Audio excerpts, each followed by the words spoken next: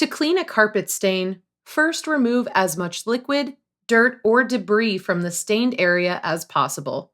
For liquid stains, blot the area with a clean, dry towel.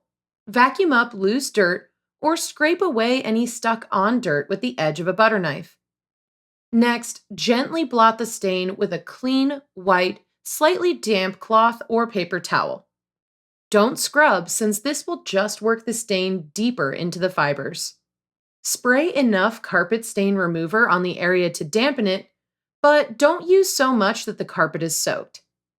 Let the solution sit on the stain for 10 minutes or whatever amount of time is recommended on the package. Blot the area with a dry white cloth to soak up the moisture. Then dab it again with a clean cloth dampened with distilled water. Once the stain is dry, vacuum it to remove any remaining dirt.